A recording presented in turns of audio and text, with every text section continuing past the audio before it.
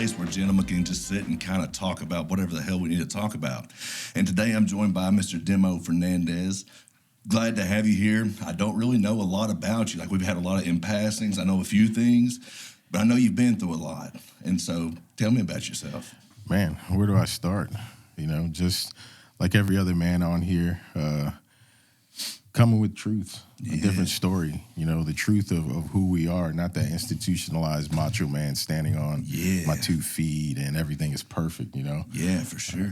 I'm like everybody else, man. I struggle, better father, trying to be a better partner, trying to hustle. Yeah. Trying to get life, you know what I mean? What they say we're supposed to be doing. But it's an evolving book, man. How do you put everything in black and white? No, you can't. No, you can't. My mom said, always said one thing to me. She said, because I always try to, like, I got out the Army and try to correct my brothers, my younger brothers. And, no, don't do this. Oh, you got to do this. Go wash your clothes while mom's washing your clothes. My mom would always say, hey, listen, your experiences are the things that make you who you are. Absolutely, dude. You can't stop them from doing what they're going to do. You know, if they're going to run into the wall head first, so be it. Hopefully they don't get hurt too bad. Right. And then you tell them, hey, don't do that again. Yeah, for sure. I've done that before. But a little bit about myself, 47. Been here in Knoxville about 7 years. Funny to say that I was born and raised somewhat in New York because I went back and forth, but I've never lived anywhere longer than about 6 years. Gotcha. But I'm blessed to say that this is my 7th year here. Yeah, and I don't think breaking records now. Breaking records, exactly. Gotcha. I think I'm starting to be build a foundation where I want to be and what I want to do. Yeah. Former Army combat medic, did 7 years. Bosnia 2 times, Kosovo 2 times. Went to Operation Anaconda in Afghanistan. Opened my eyes. I volunteered for that. And after the first firefight, I was just like, okay. Maybe I should not have. Maybe I should have let the testosterone levels go down a little bit before I said, yeah, I want to go do that. Yeah. But it's an experience, man. As a combat medic, those are the things you really want to do.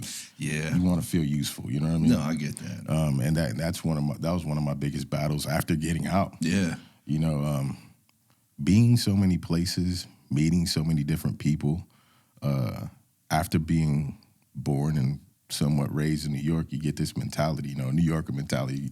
The minute you say you're New Yorker, people are like, oh, this guy's an asshole. Instantly, it's a weird thing, man. I mean, unfortunately, I got to say, man, a lot of us are assholes. Look at Donald Trump. Nobody likes him. He talks a lot. That's all we talk shit. That's what we're supposed to do. But it's given me how can I say? It's given me an outlook on life to see so many different things and meet so many different people in different places that it's broadened me in a way. Yeah. But at the same time, it's made me realize, like, I'm always battling to find out where I fit in. Damn, bro, same. You know, like I sent you in that message, you know, I'm lost and found. Yeah, no, I get that. That makes total sense. I feel like I'm found, but at the same time, I'm lost. I don't know where I belong. And at this age, at 47, it's like, what do I do? Yeah. Who am I? Yeah. You know? Dude, I get that. And that's what is awesome about this, man. This gives me a sense of purpose. Sitting here talking to dudes and stuff, it gives me a sense of purpose. Like, I love doing this, man. I mean, listen, thank you for doing this. You know what I mean? Thank you for doing this, because a lot of times us men, we measure each other. Yeah. You know, first time I saw you in the gym, you know, that's that childhood thing, like, ooh, damn. Yeah. That dude's pretty big, man. He's tatted. Oh, yeah, square up. Like, we kind of square each other up a little bit, yeah. You know, I'm like, I thought I was a good-looking guy until I met this guy. But that's the funny thing, is that we do that without knowing each other's story. Absolutely, dude. And when somebody, I wouldn't say that think less, but it's like, okay, if I look up to him, just like when I go to the gym, you know, you measure yourself with people. I'm like, man, that guy's getting it, man. Yeah. I want to, that's how I want to see it. I want to see myself that way. And then you get to know somebody, but you're scared to talk to them because you think it's like, oh, you know, that guy's not going to talk to me. Yeah. And I think that's how we met. I asked you a question. I mean, probably. We knew in passing of each other because, you know, CJ. Right. And I know CJ for a while, and I know Cash. And that's how we got to talking and stuff. And I would ask you questions about nutrition. I'm not doing that well right now, but I got to get back into it. Oh, I'm heavy in a bulk right now myself. Man. You saw me getting that Bojangles out. Don't think I didn't eat one when I got out of the car. I bet, man. You got to get it on for the bulk. Oh, yeah. But it's a beautiful thing what you're doing, man. Thank you, man. Thank you. I've invited a couple guys that I know because, that's one of the biggest things. I think I'm great at giving people advice. Yeah. But inside, man, I'm torn up. Oh, for sure, dude, because I don't feel like I have a clue what I'm doing. And I don't know, but I get guys that are, like, reaching out to me, like, just saying that I'm kind of adding value and I'm helping them. And I'm like, I'm just giving you what I've been given. Like, that's all I can give somebody is my experience. And that's the way I have to look at it, man, that God sustained me and allowed me to go through everything that I have been through for a reason. It's not like he sustained me through addiction and everything else just to do nothing with. No, exactly. And so, having already all the equipment already for just doing photography and stuff, I mean, it was just a little bit more things that I had to get, but it's like the opportunity was here. And I've said it before, like I wanted to do this like 4 years ago, but it would have never worked out. My ego was still had to do like a lot more chilling out before I could make this effective. Yeah. And I didn't realize it. I would have been pushing it for all the wrong reasons before, and it would have never worked out. And now I'm just in a spot where it's just like I'm not looking to gain anything from this. Like, if it eventually makes money, then whatever.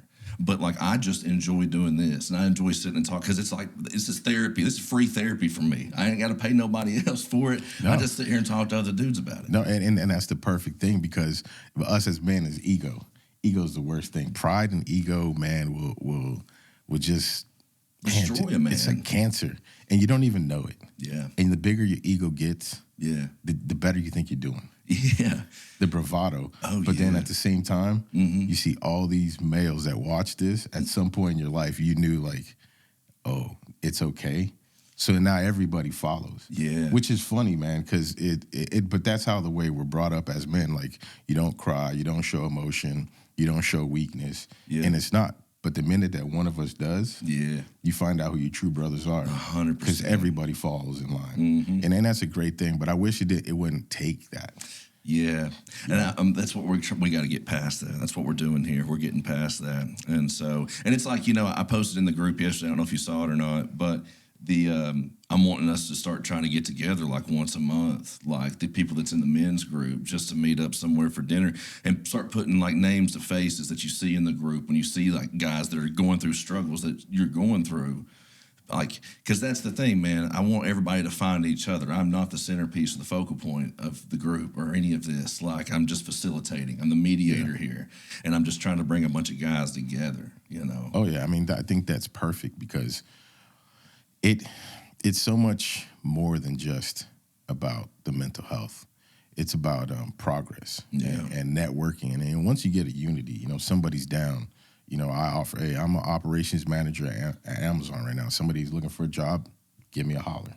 Shoot, yeah, I got you. Let's go. And if I can get you, once you're a good driver and I can get you into a position where with another company, maybe an operation manager, because you've been a manager before and you maybe fell into addiction or fell into depression, mental health messed you up and you're trying to rebuild. Hey, let's get together. Let's figure it out, man. Because with a lot of us, there's got to be a solution. For sure. I mean?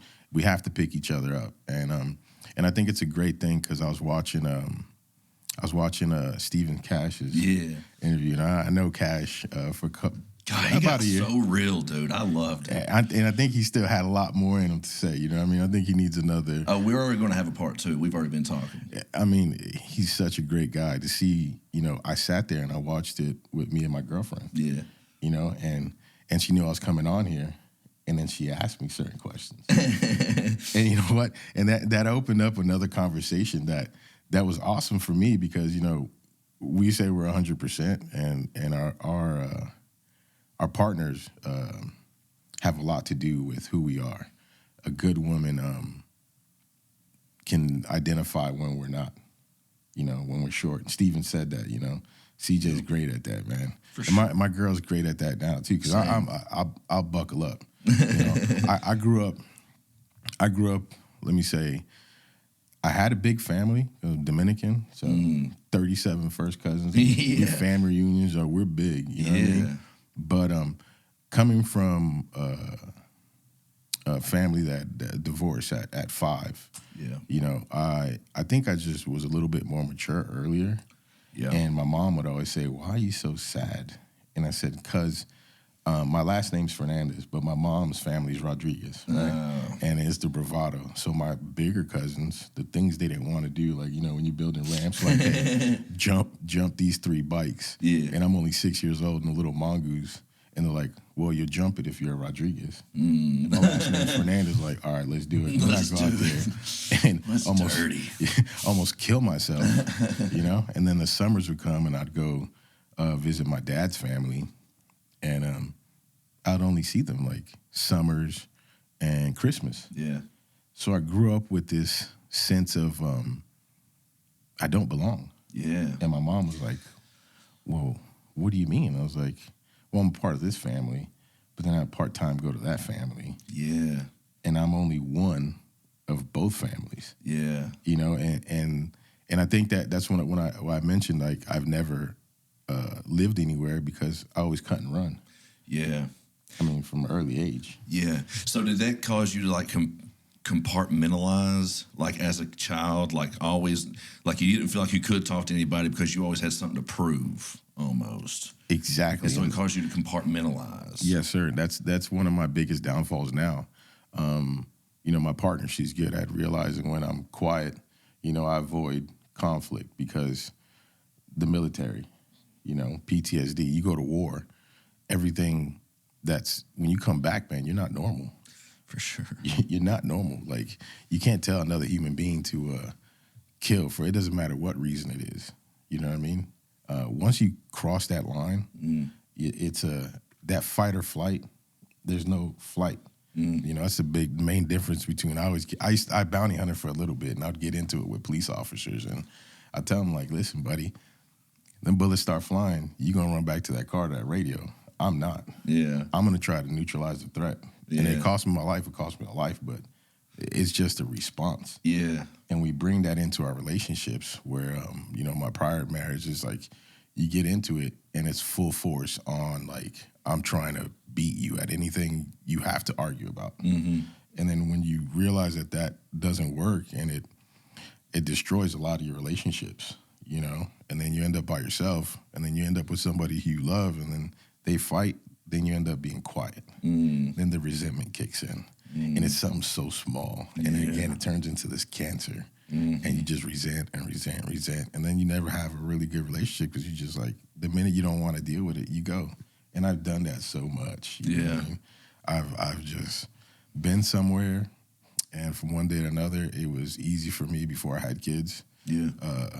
Well, I had a kid from my first marriage, and it affected that. You know, my daughter's 26, and we're not as close. We're close now, but not as close as I want to be. I get that. I've got a 16-year-old that me and him were kind of in that same situation. I was heavy into stuff whenever he was real young, and then once I sobered up, it's just we've never been as close, man. It drives me nuts. I hate it. It creates this gap. It does, man. And as men, it sucks because it's like, okay, what do I do to fix it? But you know what? I've learned with my daughter, my 26-year-old,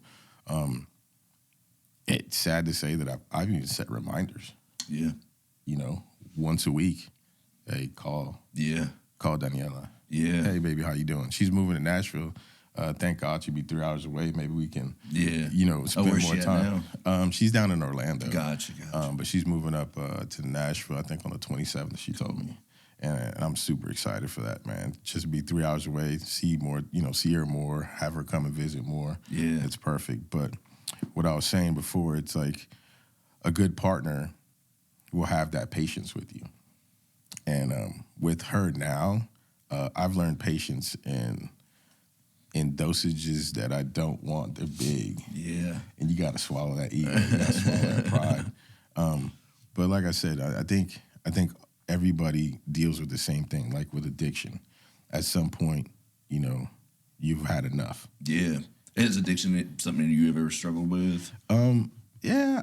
You know, I worked before I joined the military. I worked nights in New York delivering bread, man. Sometimes 18 hours. Oh, you'd have to be on some dope, man. Some cocaine, bro. Theo Von, my weed was cocaine, and I was young, man. I was 17, but I never been an addict to something too long. Yeah, I get you. But you know what I am an addict of? What? I think pain and sadness, man. Yeah. You self-sabotage, man. When things are going great, you find a way, man. Mm-hmm. It's not drugs, bro, but it's like that feeling of, oh, pity me, or a sadness, you know what I'm saying? Yeah. When there's no reason. Yeah. And that's an addiction, man. Yeah. Are you just afraid to just let it all go and just be content and happy, and just afraid of that? Because it's not a comfortable place. When the other places where you've always been, that's the safe place, man. Yeah, no. And then that's what I say. Like when everything you know is to cut and run. Yeah. It's easy. Yeah. I tell, that's the biggest advice I give to most people. Oh, this is going on, this is going on. You know what? Comfort wants you dead. Yeah. Do the uncomfortable thing. Yeah. That sucks. And then just wallow in that. But you know what? Just like the military, you got to learn to be uncomfortable. Oh, yeah. And the minute you learn to be uncomfortable, man, nothing stop you. Nothing, dude. And sometimes you got to make yourself uncomfortable for no other reason than just not being too comfortable. Because we live in a society that we want so much instant gratification like that. I mean, you think just in comparison, like dial-up internet 20 years ago and getting on your phone and looking for anything now. And now, like back then, we had the patience, like we would be frustrated with it. But now, if it takes a half a second for a page to load, we're like, what the fuck is wrong with this phone? I'm going to change carriers, man. This thing sucks. Yeah. Like, what's going on? I've been through that part. I mean, and that's the thing, man. I love to see somebody else's progress. Yeah. But at the same time, that feeling of lost and found, I can get it to somebody else, man, but I can't do it for myself. I was doing piercings. A lot of people probably know me from piercings. I did that. I left it for a little bit when I started doing this divorce, which is still not final. It sucks that, man, financially, divorce is like the worst thing ever. God, how long has that been going on? It's just been a fight for like 2 years financially, you know what I mean? And then trying to start a new family, blending a family, Lord. I mean, I know you know what that's like. Oh, yeah. I mean, I have two now. My son who's 15 and my daughter who's 13.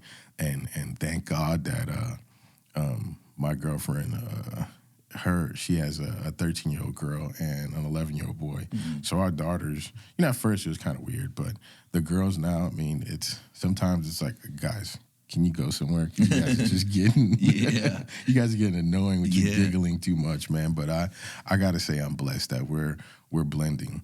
But at first and sometimes, we have bump heads about parenting and stuff like that. Yeah. It's two different cultures. I grew up Hispanic. She's a white girl from fucking Kingston. It's completely different. Yeah. It's much different. It's way different, man. But you know what?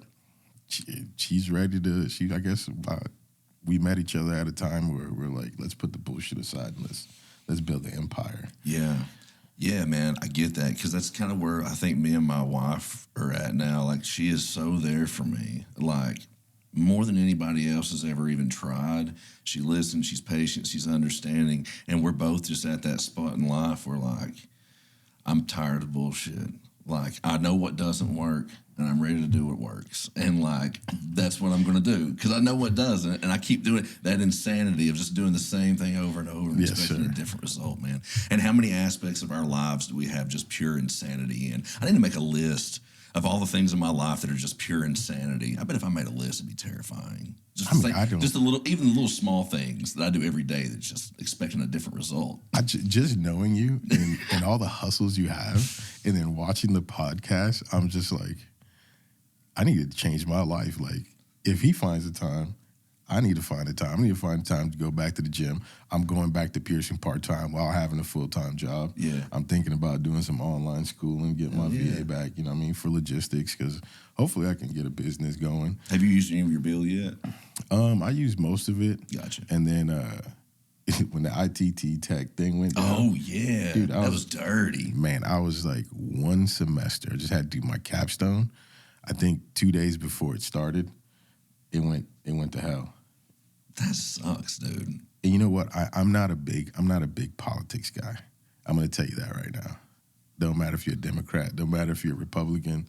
I'll line you up back and just kill all y'all. You guys just playing the people for each other. But I got to say thank you, Donald Trump, for signing that thing when he was when he was the president the first time, where I got my 2 years back from the VA. Oh, so I got 2 years back because when Obama was in, he was like, "Oh, well, you lost your VA. You know, it's not my fault the school closed." But thank God for Trump, man. Yeah. So now I got another 2 years, man. That's awesome. I want to put it to use, man. Go back to school. Hell yeah! And what do you want to do? I want to get a degree in logistics, man. I'm doing logistics right now. I love piercing. Mm-hmm. I'd love to say that I'd want to do it full time again. I mean, it's great money. I was the only piercer that did kids. Yeah. So I have a huge following. Yeah. And you know what? Doing piercings did help me a lot. I met a lot of moms that married to veterans, and they knew I was a veteran. And I had some of these ladies like finish the piercing, you know, go out of the room and come back and be like, "Hey, can I ask you a question? Like, how did you, you know, you're so good with kids and you're so good with people, you know, and my husband is so closed off after he got out, you know, he did multiple tours. Like, how do you deal with it?" And I would always say, like, "Hey, give him my number. Yeah. Tell him to come by here. Let me cool, talk to him, man. Let me talk to him." There's a gentleman that I have to add him on because I thought about it on the way here, you know, because I was thinking about the things I wanted to say. His name is Mike, and I know he goes through a lot of hard things, and he was like one of the first ones. His wife was like, "You think you could talk to him? Because he's just having a hard time readjusting." And I'm like, hell yeah. Absolutely. Tell this man to come and see me. Yeah. I will block off my schedule just to talk to sure. him. And he's a good guy, man. We go back and forth. But I always forget to invite him, man, to the group because I think he needs to be a part of this. And maybe you can have him on here. He has a great story. Dude, I'm looking for people, man. Somebody's got a story and then wants to talk and is ready to get real. Let's do it. Did you get your WD World War II? I'm still working on that. I think with the holidays and stuff, like it's kind of put it on hold a little bit. But there was a lady that had contacted me that was over a couple of nursing homes and stuff around here. And so she had a couple of them that were still in good mind. Yeah. And one of them did reach out to me, actually. The son of one of them reached out to me, and he's too far gone in his mind to even have a conversation. But he did send me, I guess back in the late 80s, he sat down with his dad and had him tell the whole story, and they typed the whole story. He emailed it to me. And I'm thinking about just sitting on here one day, just kicking it and just reading it and just kind of reflecting on it, just like a solo. I don't know, just to kind of see. Man, I probably have to go to the VA and find somebody for you. Because let me tell you something. That was one of the great things that I loved when I got out and I couldn't find, like, who to relate to. Yeah. Because when you get out, man, it's just hard when you go to war and you come back trying to relate to people. And it's like, and that there goes into the trust thing. I didn't trust anybody, man. Yeah. Like, when I got out, like, hey, you weren't a veteran. You didn't go to war. Yeah. But don't talk to me. Yeah. You don't know. And I felt like the whole world owed me something. I had to wake up quick and like, the world doesn't owe you nothing, man. Yeah. You know what I mean? But going to the VA and speaking to those men, Yeah. bro, they don't make them like that anymore. Yeah. I mean, I'm a lot different. A lot of people, I'm not going to say I rub people the wrong way, but a lot of people think that I'm like, oh, standoffish. It's not that. I just grew up, you know, I was really close to my grandfather. And my grandfather, before, you know, God rest his soul, before he passed away, he would say, he's like, I don't understand how you guys deal with each other. You guys are so disrespectful to each other. He's like, back in my day, man, you say something like that to a man, he invites you outside. In DR, they had like daggers, and they'd be like, go outside and or machetes and try to chop each other up. For things that we say to each other in passing now, like, it'd be mad disrespectful. Dominicans ain't playing. They chop your leg off. Oh, yeah. I mean, that's what I used to carry to school, man. Some Timberlands, some shorts, and a machete in my damn shorts. And that's the way you had it roll, man. You think about it now, it's like, dude, I grew up in the real concrete jungle, and I'm glad I survived. But I was just that kid that I was more scared of my mom. Just that typical kid you see in a movie that's more afraid of his mom. Listen, man, the way we grew up in New York, you did something bad, and God forbid it didn't matter whose mom caught you. I had a friend named Mookie, and Mookie's mom caught us smoking a cigarette, dude. And she was the old school, like, go get a switch And I looked at him, I was like, what does she mean? He's like, just come with me. And he went and grabbed me. He's like, don't grab a little one either. Bro, that lady whooped our ass. And then she took us home and told my mom what we did. Then you got it again? No, but she told my mom. She said to my mom, I already whooped him. You can whoop him again and you can whoop mine, and pushed us into, like, push Mookie into my apartment. My mom whooped his ass too with a leather belt. And I was more scared, you know. I did some crazy things growing up that, God forbid, if my mom knew now, she'd be like, I can't believe that. But that's how it was, man. You didn't want to get caught by anybody. Yeah, a sense of community. And it was crazy back then to think of the things we did. Like, God forbid, not my kids don't do anything like that. Right. Like, we do dumb stuff. Growing For up in sure. New York, man, it was horrible. What was school like for you? Man, school in New York is horrible because you want to pay attention, but man, the you know what I'm saying, the sharks see you carrying books, man, you get bullied. It was really racially divided. You know, everybody was. It was funny where it wasn't gangs, if there was more cliques. So, like, I lived on 192nd. So the guys from 192nd, 193rd, we were cool with each other. But then 194, 195th, you know, there's probably be the new TNG, the new generation. We were something else. But then the funny thing is, we would go to the park on Sundays to play football, tackle football, and then you'd get guys from other side of the Bronx to come to play. So even though we didn't like each other, now we're on the same team. Yeah. And if we got to go at it, man, we're going to go at it with them. But then the minute we get back to the block, you 2 blocks from me, man, we don't like each other anymore, which is ridiculous, man. It's one of the funniest things that God, that's how we are as men to this day. Like going to Germany. You go to Germany. You're a bunch of American soldiers, but you go to a club and you're in 1/6 Field Artillery, and I'm in 82nd Engineer Battalion, and we beefing. Yeah. Why are we fighting each other? We're in a whole different country, man. Like, you gotta keep that testosterone competing there. That way, when you're out on the field, you can just fucking kill somebody. I guess. Right, I don't know, man. I never got it. But then again, when we would go to another town to go to a club, now 1/6 and 82nd, we together because the guys from that base might not like us being in their club. Yeah, and that's just like, man, like, pure ignorance, man. It's beautiful sometimes to think about the things we did. Like, that's you crazy. Serious, man? Is this what we're about? That's crazy. I don't know if you saw I had an interview with a dude named Mike. He's a retired NYPD detective. Yeah. Have you seen it? Yeah. He just lives in this neighborhood. He bought my house from me. Because when I went through the divorce, I had a house in here. We sold it, and I just moved like 8 houses up. Oh, that's perfect. Still in the same neighborhood. Yeah. Yeah. So what was it that made you want to go in the military? Is that something you just always wanted to do, or just? Funny enough, man, I did the American dream, got a girl pregnant, had a GED, had to join the Army. But as a kid, my parents divorced. We lived in Dallas. There was an Air Force base out there, and we see the fighter jets. And I would always tell my mom in Spanish, like, I'd point at the jet and be like, I want to be a guerrero, a warrior. Yeah. So when, you know, my first wife got pregnant, I must have been, 18, about to be 19. Same, bro. Got my GED. My mom looked at me. I mean, my mom, they had a factory in Dominican Republic. I could have went and worked there, but she was like, no, you need to learn how to be a man now. You want to be, you made man choice, and now you have to be a man. So I joined the Army. I didn't really like it at first. Basic training was horrible. It was like 5 or 6 of us that came from New York to Fort Seal, Oklahoma. Yeah. Lawton. If I don't know if anybody's been to Lawton, but Lawton is like a speck on the map. There's nothing there. Yeah, I never went to Seal, but I always heard it was out in the middle of nowhere.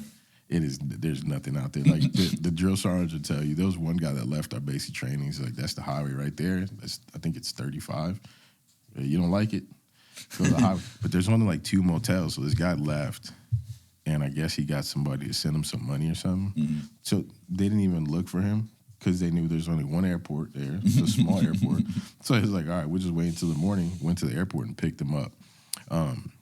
But I went there. It was like 5 or 6 of us from New York. You know, he had that attitude. Don't yell at me. Don't get in my face.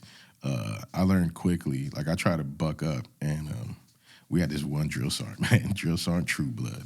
This man was about 6'8", black as night, one gold tooth from Georgia.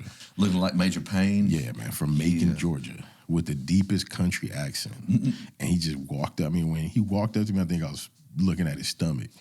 And he said, look up at me. And I looked up at him. And he says, you got a problem with me, New York? I was like, no, drill sergeant, not at all. Not one. So what they did was they took us on a field trip one day, man, to the prison on base. And he said, hey, man, if you guys don't fall in line, this is where you're going to do your enlistment. You're 3 years. You'll be locked up. And I was like I said, man, I always picked and choose my battles. Like, I'm not going to do that. Right.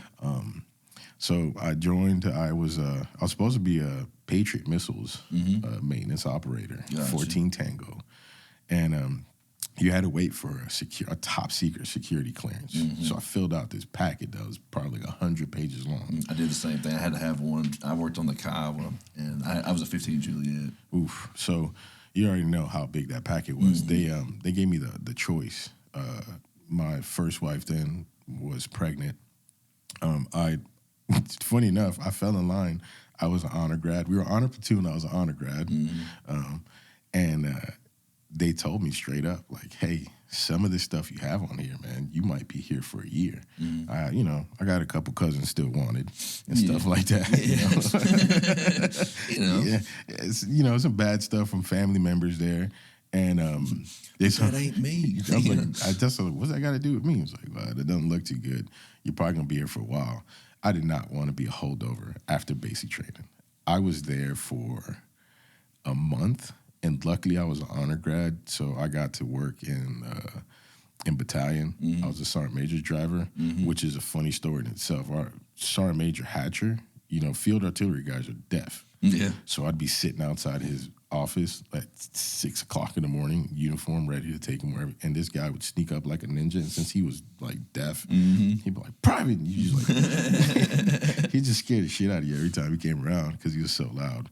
But I reclassified. They gave me the option to reclassify, and it's a funny story in itself. Again, I had a cousin who was in the service. She was a 91 Delta, which is an OR tech. But I'm on the phone, and give you a couple minutes. And she kept on rambling about going to 91 Bravo school, combat medic school, before going to 91 Delta school. So drill sergeant's like, get off the phone. Get off the phone. Go see the retention officer. He asked me, so you got a high GT score. What do you want to be? I said 91. And I'm like, I can't remember. I know it's 91. And he got me, man. You know how they usually have two names for every MOS? He said 91 Bravo, healthcare specialist. Yeah. Yeah. I said, that's it. Healthcare specialist. That's what it is. He did not say / combat medic. Yeah. Oh, man. So I signed those papers. I go back, I call my cousin. I said, I got it. 91 Bravo, healthcare specialist. She said, no. It's OR Tech, 91 Delta. Man, I went back, and that drill sergeant was like, what do you want, private? And I was like, I made a mistake. He says, sign that paper. Get out my face. Can we change the B to a D? He said, get out my face, man. Get out of here. You got your orders. Go pack your stuff. And I left to Fort Sam Houston that day. Yeah. And I got there still not knowing what I got myself into. And I don't know if it's still there, but back then, this is in, 1998, at the airport in San Antonio, there's a big mural. It says, Fort Sam Houston, home of the combat medic, and it's got the soldier on his knees with the rifle and the IV. And I was just like, what did I do? But you know what? I loved it. I loved being a combat medic. I think that helped me be a better communicator with people, having to deal in the healthcare any healthcare situation or trauma situation. But it's a gift and a curse. Yeah. Because what comes with that, man, is you learn how to hide your emotions. Yeah, I can see you would definitely have to do that. You come up on somebody that's hurt bad. You can't show it to them. You're okay. You're all right. You got to be stoic. You can't show them that emotion. And that too hampered me. That's one of the things I deal with. Yeah. Man, my emotional game, bro, me and you can have at it, and you can be my heart, and I can, with a bold face, just cut you off, man, Yeah. and not show emotion. Even though afterwards I'll probably be, Yeah. but I won't show you that. Mm-hmm. And I think that was one of the things growing up. Like I said, not being able to feel like you belong, and then mount that with being a combat medic. The things I saw, kind of changed me, man, at a young age. Yeah. Put that veil on really quick. I'll tell you a story. Something that changed me in the way I thought profoundly. Being in Kosovo, I was volunteered to exhume a mass grave. I think I was 21, going through my first divorce or separation, and you get somewhere and you see the worst of man, and that's what I saw. Like, to go somewhere where it was like, I guess, the city well, it had a concrete lid and had a big crane. They popped that thing. 400 and some odd dead people, and I'm talking about, when you think about it, a family, mom, dad, grandma, grandpa, uncle, everybody in that town was in that, And at that age, man, how do you reconcile that mentally, man? Yeah. When you're not ready for that, Yeah. That, like I said, I wrote an essay for school when I got out of the military about that, man. And the teacher was like, "Wow, this is like, whoa. I can't imagine, I like to write. I wish I should write more. But that changes you, man. Yeah. Like, I grew up in New York, bro. I seen people die. Yeah. I seen people do stupid stuff. I seen people commit suicide. Yeah. Man, but to sit there and think about, how can a group of men come in and just completely wipe just the whole village out? Yeah. So was that what that was? Because I don't remember a whole lot about that whole deal. Yeah. But was it just like a mass genocide? Mm-hmm. It's like a continuation of what happened in Bosnia. Gotcha. Milosevic, the Serbian president. All these, I guess, what is that? The Cold War era, Russia. Yep. When Russia broke up, all these small countries wanted to be independent now, and Serbia held a large part. So you have Montenegro, you have Bosnia, Kosovo, Croatia, that were part of Serbia, and they were trying to break off of them, and he didn't want it. Gotcha. So after Bosnia, and we went to Bosnia years before that, and try to, we did peacekeeping operations there as a military. Then Kosovo happened, and Kosovo Albanians are predominantly Muslim, and Serbs are Orthodox Catholics. So that's what it was. And the funny thing is, like, I know you're really religious, and I have faith, but I never. After that, I kind of didn't lose faith, but I didn't want to attach myself to one. I get that. Denomination, you know what I'm saying? Because everything that happened out there, man, it was just crazy. Like, you can go into a town, and it's hard to tell who's a Kosovo Albanian, who's a Serb. It's kind of like in the Ukraine. If you go to the Ukraine, you can't tell a Ukrainian from a Russian. They all look the same. Yeah. And it's like, why are you so different? Because of religion?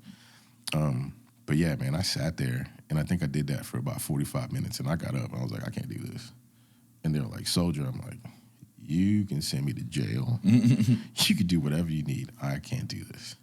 This is not, I wasn't ready for this. Yeah. And from that day on, man, it enlightened me. I called it, the essay was called My Moment of Clarity. Yeah.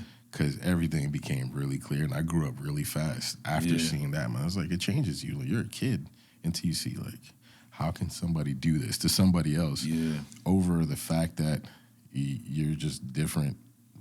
Your religion is different than mine. Right. And we saw a lot of crazy stuff out there, man. I seen some stuff. We went out to a town because we were there just to keep the peace.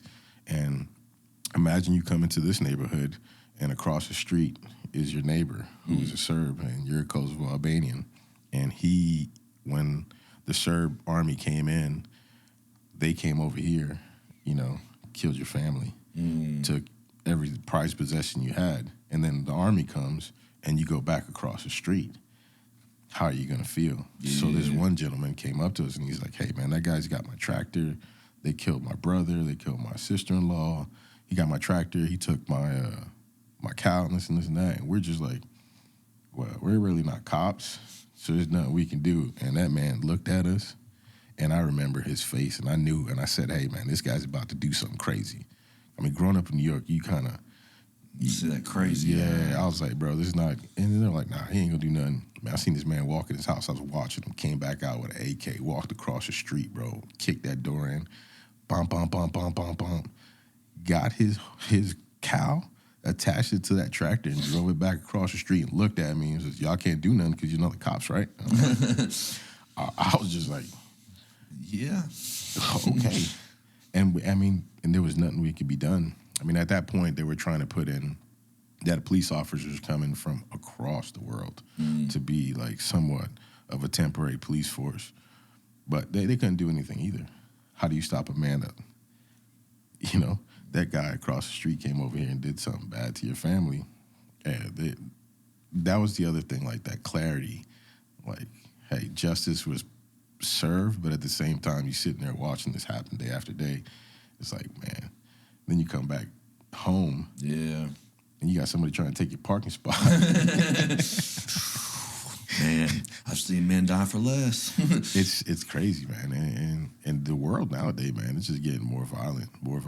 I don't know if you've seen that video, that kid at a Walmart shot that other dude. Oh, yeah. Took a swing at Buddy and then take a shot at him. Like, oh, man. That's why I just try to stay home, man. I don't even try to be. I've walked 20 miles out of my way to avoid a conflict at this point in life. It ain't worth it. Tell me about it, man. I didn't even like going to the kids. Love going to the mall. I hate going to the mall, man. Yeah, I don't like going to Walmart, bro. I'll go to the mall before I go to Walmart. I hate going to Walmart, dude. These teenagers want to go, and then they want to be left alone, and I'm just like, I don't know if I want to leave you alone. Yeah. Oh, that would definitely cause some struggle there for sure. Just, I never went to war or anything like that. I did a little 2 years and got kicked out, so I never had anything like that. But just from all of my past and all the shit that I've been through and stuff, I still am a nervous wreck with the kids. Like when they're like, "Can I go do this?" I'm like, "Mm-mm." No. It's bad, man, because you know the bad that's out there. You do, but at the same time, like I gotta still give them their freedom and let them still be kids. 'Cause I never got to be that. I never, and you want better for your kids, but you gotta protect. It's such a hard thing, dude. It's not the world that we were raised, not the same world that our kids are growing up. No. And I tell my kids, the world that you're growing up is not going to be the same as when you have kids. And I let them have their freedom, but I'd be lying to you if I'm not tell you that I'm a nervous wreck. Yeah, for sure.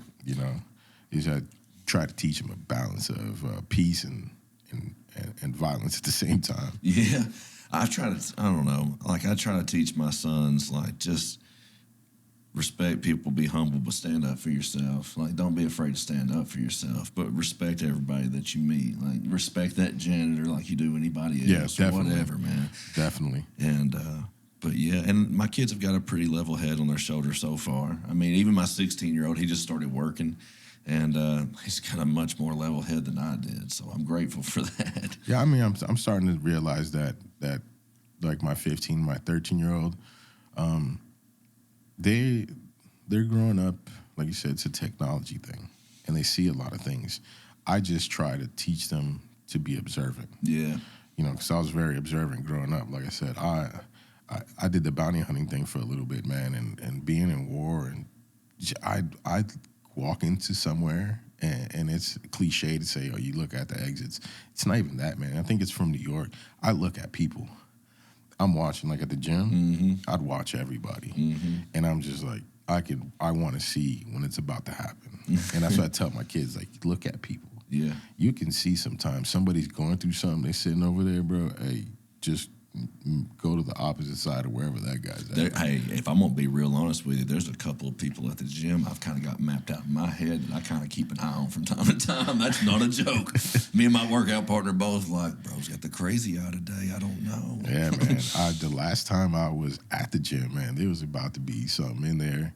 And it's funny because one of the guys that I know him, he does lawn care, hard up story, went to prison and stuff. And, it's just the other guy, it's sad to say, man. You go to the gym, but it's the worst sometimes because we're in there, man. Everybody wants to be an alpha male, but like, buddy, you're not that guy. Yeah. And when you see the alpha guy, you don't test that guy, and he stands up, man. Yo, be quiet, man. Walk away. You just say, yeah, I apologize, man. I'm having a bad day, whatever. And he was, man. Something bad was about to happen. I had to walk over there and tell the guy, I know. I'm like, hey, listen, it's not worth it. And he's like, I got bail money. I'm like, yeah, but you got kids. Yeah. What for, bro? You know you're gonna hurt that guy. You can tell, like, he's a sheep. He ain't a lion. Like, just laugh at him, bro. Leave him, let him go, what bro. Doesn't matter. But it's that, man. Yeah, at the gym, he's like, nah, I'm not gonna let him. I'm like, bro, nobody in here knows you. I know you.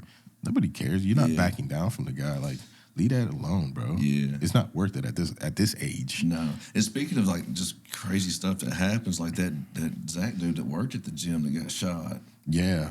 Dude, man, that one got me. Bro, I knew it got me, man, because I knew he was, at one point he asked me, he heard I was bounty hunting part-time. He asked me, you know, I guess he wanted to make some extra money and stuff.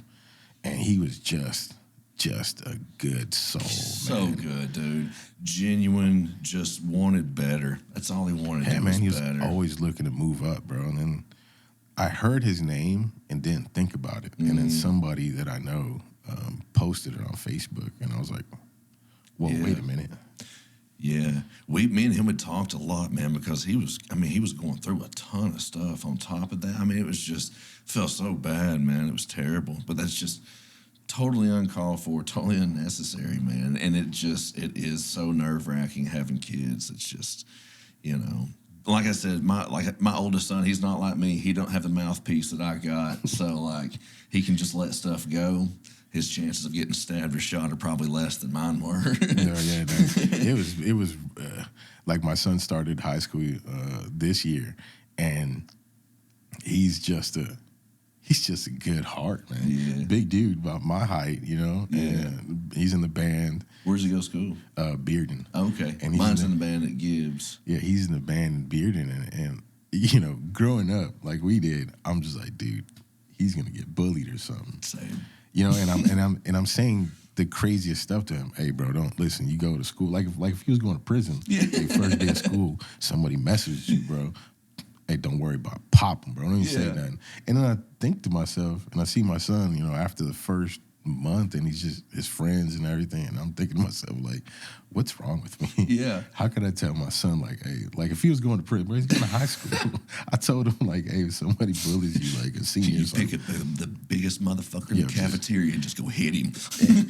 I'm just like, what am I thinking? Why did I say that to him? Because he looked at me like, what? See, I had the same thought process with my son, but then here's what changed it is last year I took him to school and dropped him. He drives now. I took him and dropped him off, and he's got his instrument and stuff, and he gets out of the car, and there's about 6 little girls standing there waiting, and I started, Aiden, and I was like, oh, yeah. Okay. He good. Okay. Because it is a much different time. I don't think that whole stigma's there as much in high schools anymore. These kids are different, man. They're too worried about grown-up problems now. Yeah, like these kids are trying to be too old. Exactly, bro. And that's what I'm noticing. He's got his first girlfriend. Same. I'm so happy for him, you know, and it's so different because I remember when I had my first girlfriend, I was just a little bit more advanced. Yeah. He's so innocent, you know. Yeah. Unfortunately, like, my son's girlfriend's father is very on top of things. And so that's a good comfort for me also. He's pretty on top of things. His girlfriend's parents are awesome. I met them, and then he came home because he's into music. His girlfriend is into music too. She plays an instrument. Like, what kind of music are they into? Like, are they into like band type of music? Like, is that something that they enjoy listening to? Because my son wants to be in a big orchestra. Like, that's what he wants to do. He plays the bassoon, and that's what he wants to do. Yeah, mine plays the euphonium. I mean, he's into it. Funny enough, it's my daughter, my 13-year-old. So he has the euphonium, and she's still in middle school. So when she got into band, you know, after paying $100 for the rental, I told her, I was like, hey, pick percussion. So you don't have to pay a lot of money. Man, little did I know she's a percussionist. That thing cost $178. I had to buy her all these mallets and stuff, which is funny. But my daughter, she's always watching videos of other bands. My son wants to get into band in the like. We were watching stuff for bands. We watched, I think it was Ohio State, how they did the Michael Jackson Beat It and the, the formation. So he's into that. Yeah. Music wise, it's funny because I'm a hardcore New Yorker. Yeah. So my kids at any moment are they'll rap some rock hymns, some KRS-One, some Wu-Tang, old school. But now they got into rock, and like my son's like rocking like Megadeth shirts and listening to death metal, and I'm happy. Yeah. Because I always tell them, hey, don't forget about the New York side. Don't forget about the New York side. You know what I'm saying? See, I'm more in the rock and metal myself, so. But yeah, they love rock and metal, and then they want to go to heavy metal concerts. And I've never been to. Well, let me not lie. I went to a huge festival in Germany, and it had AC/DC, Metallica. And let me tell you something. It took my breath away to see 120,000 people, and AC/DC was out there, and people started banging their head in unison. Yeah. It kind of took my breath away. Yeah. I mean, it's pretty crazy. But yeah, no, they're I got to say, man, they have a really wide variety of music because they'll get into the 80s and R&B. My son now with the R&B sometimes when he's about taking a shower, he puts a little speaker and he's playing R&B, and I'm just laughing like, bro. And he comes out, I'm like, you okay? Yeah. Y'all happy? He's like, yeah. I was like, I was just listening to the R&B. I thought maybe y'all broke up or something. He's like, nah, we're good. No, and it's. I'm trying to spend more time talking to my sons, and just because that was one thing that my dad was never able to do was like communicate. It was always you're doing this wrong, you're doing this wrong, this wrong. But there was never any communication of like this is why you're doing this wrong. This is why you can't act this way. This is why you can't. And so I'm in a phase right now where I'm paying much more attention to like explaining things to them, like, because I just, I don't want them to turn out like me, and obviously they're not going to anyway, most likely. But it's just constantly that struggle as being a father and just trying to improve and just trying to give them the things that we want to give them and not make them too soft at the same time. Yeah, that's one of the biggest struggles I have. One is finding time. I feel like I work, come home, I don't get to spend enough time with them. Then I have them on the weekends, but they're doing their own thing in the room.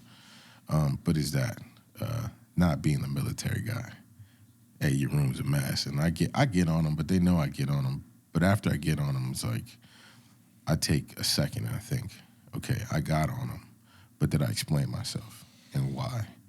And then I go back in there and have a conversation. When I get a little one-on-one time with each one, like sometimes I have to pick her up first, and we'll talk, and I'll ask her because she's my baby girl, she's my last one. I almost came to tears this weekend because I was at work and she had to do her hair, and she got really curly hair, and that was like our bonding time. She did her hair, blow dried her hair, and I'm just like, man, you're not gonna need me no more. Yeah. But finding the time and what's the correct way to parent, bro? There is none. There's none. But it's just improving on what we can improve on. Exactly, and I think you hit the nail on the head when you said like, I don't want them to turn out like me. So you try to explain things, stuff that your dad didn't do. Yeah. I grew up, my stepfather was in my life, but I always wanted my dad to be in my life. And I don't even talk to him now because at 18, when I broke my mom, I think it was at 17, before I joined the military, it's when I went back to New York. I told her, like, I want to go live with my dad. And that broke my mom. But my grandfather said, hey, at this point, he needs to learn how to be a man. And I didn't take in consideration my stepdad, man. My stepdad's a great dude, bro. Yeah. I wrote a letter to him in basic training apologizing for everything I did to him, Yeah. But I went to live with my dad, bro. My dad is an alcoholic back then, and he was a great businessman in a sense. Well, kind of. He knew how to run the business, but he was drinking. I learned how to drive at 13 because of him. Yeah. And, he was the designated driver. Yeah, man. I grew up, like I said, my mother's side of the family was guys. That's why I learned guns and, stuff like that. My father's side of the family more passive. And I always came up like, don't touch a man's face. And we got into it at his business. It was a deli, and he smacked me, man. I lost it, and I put hands and feet on my dad. But ever since then, the relationship was over. Yeah. For me, I was like, that's it. I'm done. Yeah. I don't need you. I haven't had you this long. You know, I'm going to do whatever. But then as a man, when you have sons, like, for me, it's like, what do I do? You know, I think about how my stepdad was, but it's so different because that's not, when I was growing up, I didn't want him. You know, I was looking for my father, and my father was never there in the sense that I needed him. Right. So when it's with my kid now, you know, he's at 15, he bowed up to me, and it's just, you know what kids go through when you're going through a separation. You know what I'm saying? It's not easy. And I gave my kids a lot of leeway to express themselves always, you know, even when they were little, because I didn't want to, you know, you grew up in a Spanish household, and it's like, kids don't talk, you know. When adults are talking, definitely don't talk. Yeah. And you don't have an opinion. Yeah. It's what we tell you to do, you know. And then you grow up, I think that's why I failed marriages, because then you grow up in that sense like, hey, once you graduate high school, you get a job, you have kids, and you buy a house. And I fell under that stigma, and that's why my second marriage was horrible, because I wasn't married for me. I was married trying to impress my family, I think, you know. And that's what it was. I got out the military. You know, I never finished school. I didn't get to walk across the stage. My mom never saw that. You know, she saw me walk across the stage when I graduated the Army. So then I felt like, okay, to correct everything, to be somebody in my family's eye and get married. I married a Spanish girl, had 2 kids, bro. That was the worst thing I could have done because it wasn't real. Then I just go through 16 years of that. And then it's just like, this is horrible. Yeah. And the kids, they see that, and it's bad because my kid asked me, like, so it was like a farce? I'm like, nah, it's not a farce. You were made with love, but, you know, honestly, me and your mom shouldn't have been together that long. Yeah. We just, you know, but that doesn't mean that you're going to go through that. Yeah, for sure. I get that. And like what you were saying about your stepdad and your dad, like I have a very similar situation in a way. Like my dad was always there. I mean, pretty much, but he was a workaholic, so he was never there.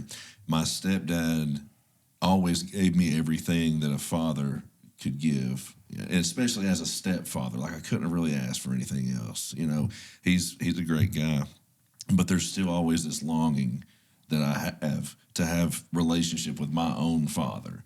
You know, and I'm going through this process right now where I've cut mine off several months ago, and just over the holidays here, it's kind of popped up. He's kind of popped up a little bit, and it messes with me mentally when he does, because I want the relationship, but I can't have the relationship. Yeah. Like he won't. Like we can't get on that level, and I've made every effort for years to do it. Yeah, it's because the inner child in you is looking for that relationship that you didn't get. Yep. You're a grown man now. You're not going to ever get that. And that's what the realization I came to. I had to give that advice to somebody I knew. Like, you know, their mom was toxic. And I just said, you're looking for something you're never going to get. Yeah. We're 40-something years old now. Yeah. It's not going to happen. I mean, you can probably mend a little bit, but that emptiness that you're looking for, that spot you're looking to fill is never going to get filled. No. I mean, the only way you're going to fill it now is with your kids. Oh, yeah. And then again, we've done things that, like my older kids, you know, I have a son in Germany who's 23, and I've lost contact with him. And it's something I struggle with every day. The reality is going to hit one day. You know, I've tried to reach out, and he just don't want nothing to do with me. And I don't blame him, you know, but the only thing I could do is keep on reaching out. Yeah. Hey, whenever you need, you come. We had a relationship, and then, like I said, life, immaturity of my part, trying to build this family, my last failed marriage, my 2 kids, you know, it just fell, you know, and it's, again, it's where I say you get that veil and that emotion, and it sucks now to say that it's my fault because I just let it to leeway to survive, to build what I'm building now. But, you know, there's no excuse for it. Yeah. I just gonna hope that, like, my oldest daughter, he gives me the chance to come in, you know, because I told my oldest daughter, I saw her when she was 12, lost contact again for 10 years until she was 22 when I was living here. And she says, I want to I want to come up and see you. Yeah. Man, let me tell you, man, that was like, it was like 2 weeks. And I thought about it for 2 weeks, man, but that last 24 hours before she came, bro, I had to sit down. I had to look at myself in the mirror because I knew the question was going to come. Why didn't you? What happened? Yeah. And, you know, and I found the answer. I said, listen, pure ignorance. Me and your mom didn't get along. We always beefing, even though now me and her are cool as hell. I would let my anger of what was going on between me and her push us apart. And that was my fault. I fell short of that. I can't do anything to give you those years back, but I can be here now. Yeah. I don't have much, but I do have a wealth of knowledge to make sure you succeed, and I can love you, show you that I love you. And that's the most. I mean, if you can forgive me and you can give me a space in your heart, I know I probably won't be, you know, dad of the year ever, but you'll know that I'll be here whenever you need me. And you know what? It's funny enough that she came into my life, and I don't really talk to much people. But when I'm down, because I know she goes through depression, when I'm down, she's the one I reach out to. Yeah. You know, like things that I can't talk to my partner about, I'll call my daughter. Yeah. And you know what? It's awesome that she's there for me that way. And the same way when she falters, she can call me and I can tell her, hey, you know, I've never been through that, or I've been through that in my life, and this is what happened, and this is what I did, and didn't probably come out as well as I wanted to, so maybe you can do something different, but I can just tell you my experience, and you can take what you need, as long as I'm there, and that's one of the main things, just being there. And then nowadays, it's just a wanting to be better and knowing my mistakes, and I don't have the answers to all those mistakes, but I do own up to them. That's all I can do, man. That's all I can do. That's what I've realized. I can just take ownership of them and try to give you whatever pieces of positive knowledge from those, like, experiences to not do. Like, that's all I can give, but I have to take full ownership of it. Yeah, and I think as men, the problem too is that we can own up to them, but if we don't have the answer, then it doesn't feel. It's still null and void. Yeah. And that's what I got to tell a lot of guys. Listen, own your mistakes, man. We're all human. Nobody's perfect. Yeah. You know what I mean? And you can own up to it without having the answer. For sure. Because as males, that's what we do. Yeah. You're hungry, I'll kill something and feed you. You're cold, I'll build you shelter. So when there's a problem, we have the answer. But within ourselves, when we know that we're the problem, but we don't have the answer, then we don't own up to it. Yeah. It's all right. We're evolving, man. We're evolving creatures. I tell everybody, you know, the evolution will never be televised. You know, they say the revolution. My thing was always, my hashtag was always when I was piercing, the evolution will not be televised. You know, we're creatures of habit. We're gonna make mistakes, but that doesn't mean we don't need to be loved. And if you're out there at your worst and you don't have nobody to talk to, hey, call me, send me a message. I haven't been what you've been through, man, but you're worth it. You deserve to be here. It's sad that I've lost a lot of friends just because they didn't call somebody, man. So glad you went here because I was about to ask you about this. I'm going to put the number up, too. Every time this is brought up, I put the number up. It's, man, a lot of people deal with a lot of things and they think that there's no way out, man. There's a way out, always. There's a solution, man. I'd rather talk to you at 5 in the morning, bro, than carry your casket. For sure.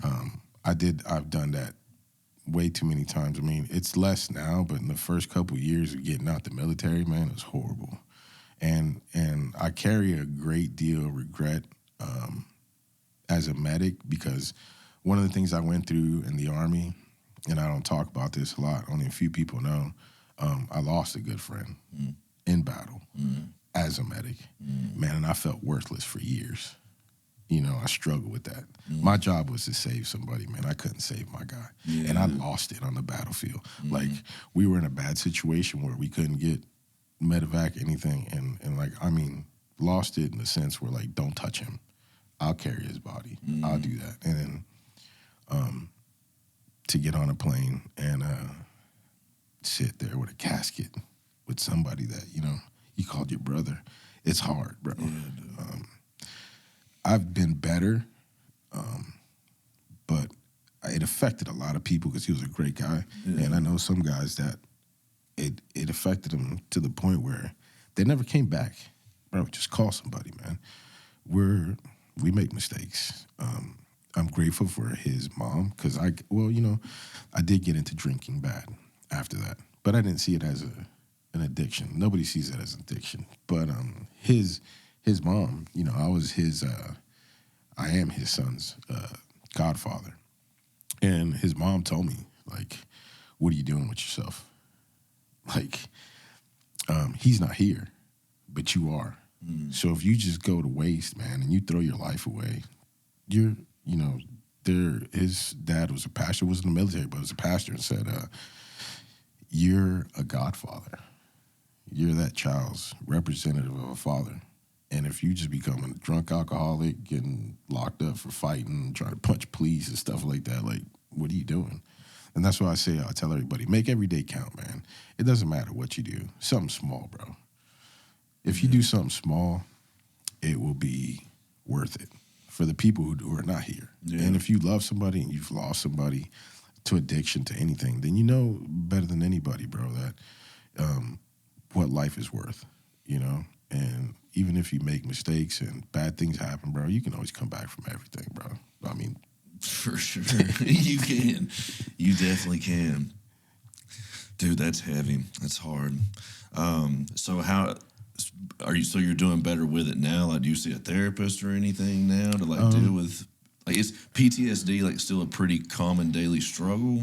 Yeah, man. It gets bad in the sense where when things don't go, like, for me, my story is like when I can't, like, when, you know, bills are due or stuff gets tough, the pressure, man, I start having nightmares at night. Then I get quiet. Like I said, my partner knows. I get quiet.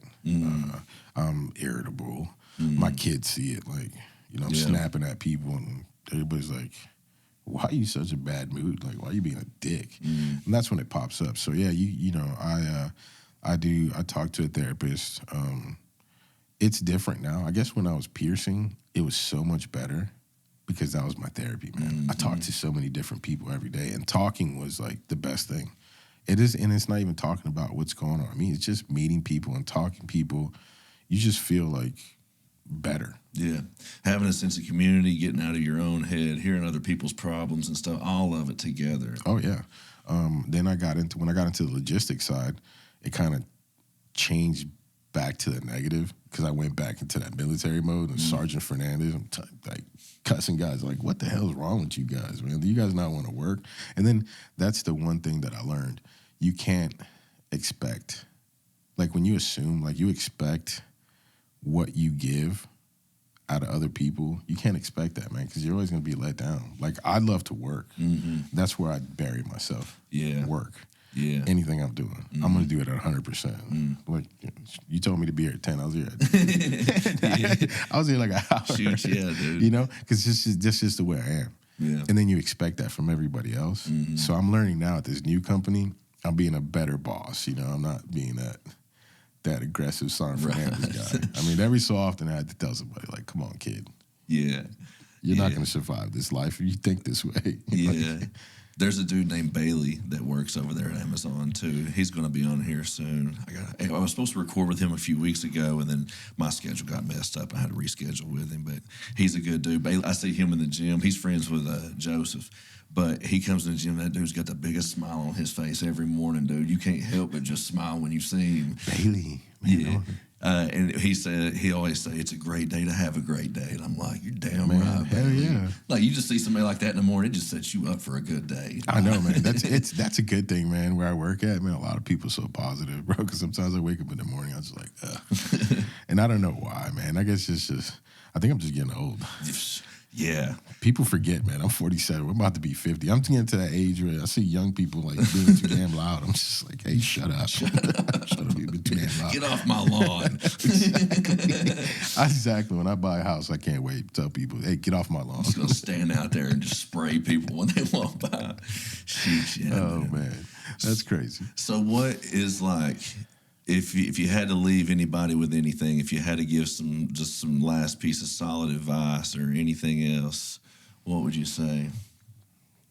Let your faith be greater than your fear. Learn to be uncomfortable. Make the choices that you don't. Just change your routine. And I'm saying this because after this, I'm going to change my routine. I'm going to get back to the gym. I'm going to work all day, come home, tell her to get ready. Let's go to the gym, eat different. But yeah, let your faith be greater than your fear. It's okay to falter. As men, yeah, we can be the toughest things. We can knock down walls. We can kill creatures. We can, slay the monsters under our kid's bed. But understand, too, that we need to be loved. We need to be heard. And it's okay to think that you're weak. We're all weak in some sense. Bro. At some sense, man. Don't be scared, man, to tell somebody that you're not feeling right. Let somebody know, man. Talk to a stranger. I've learned that, man. Talk to somebody different. And then that's where I get my greatest, I guess, what's the word? Inspiration. Yeah. Talking to different people, meeting people. Yeah. Because you never know what somebody's going through or their story. You don't, man. And that's one of the things that I've been loving about doing this is most of the time I don't know. I know very little. Like I know some very surface level. And then sometimes there's been a couple of times I don't know anything, And the more that goes on, though, I enjoy just sitting here getting to learn and not really knowing a whole lot about people and just being able to, I don't know, man. It's awesome. It is. I mean, I barely knew you. And then when I saw the first one, you started talking about what you went through in life. And I'm just like, yeah. I thought this guy came out of a damn GQ magazine. His life was GQ magazine, that's funny. And just so you know, you see this watch? I got it from Zach. Oh, yeah, you did. I kept looking at it, and I was like, I didn't put the hustle right there, man. That's funny, man. Dude, Demo, thank you so much for coming by, It's a pleasure, man. It's a pleasure. Really, this has been awesome, man. And thank you for just being real and just opening up like that. That's what we need for sure, man. So thank you so much. Yes, sir, man. That's what I wanted to do, man. I couldn't wait for it, bro. Yeah, we'll do it again. See, it's what I want to do. Like, it's something I've been thinking about more just to kind of shake things up is like the first podcast that I have with a person is right here in studio. The second time, I want to do it somewhere else because I'm totally mobile, dude. And like, so if we do another one, we need to find a cool spot and just go somewhere else and do it. I don't know. I'm going to figure this out, though. Yeah, man. I mean, I think so. I want to shake it up. I think you should have like multiple. Yeah. There's people out there. Yeah. I would also want to be on with Milo. Yeah. Or even Stephen Cash. Yeah. Any of these guys, man. So when I first started this, I bought the smaller version of this, and it would only hold 2 mics. And so I went ahead and took it back and upgraded. So this one holds 4. I just don't have 2 more mics yet. And because eventually I would like to have like some round table type discussion and stuff, man, with some guys. I think that would be awesome, bro. Or doing mobile. I can't wait to see where you're going to pop up. Yeah, I don't know. We're going to figure it out, though. I almost did it on a plane a couple of weeks ago. I was going to try, but I'd never been on a small plane. I went to the Ohio State game. Oh, hell. And it was a little 6-seater plane, and like I was going to try to podcast on there, and I was like, this is way too loud. I'm like, there's no way this is happening. And so, but I'm going to figure it out. Hey. But anyway, gentlemen, thank you so much for stopping by and kicking it with us for a little bit. I love you all, and I appreciate you. I appreciate the support. If you don't have people, I can't encourage you enough to find people, make friends, just start talking to other guys. If there's somebody if you're at a gym and there's a guy that's kind of sizing you up and you're sizing him up, go talk to that guy, please. It'll probably change your life. I've done that so many times now, and it's paid off every single time. Yes, every single time. And so I love you all. If you don't have friends, go make friends. Tell those friends that you love them. This is Man to Mike. I'm Zach. We'll see you later.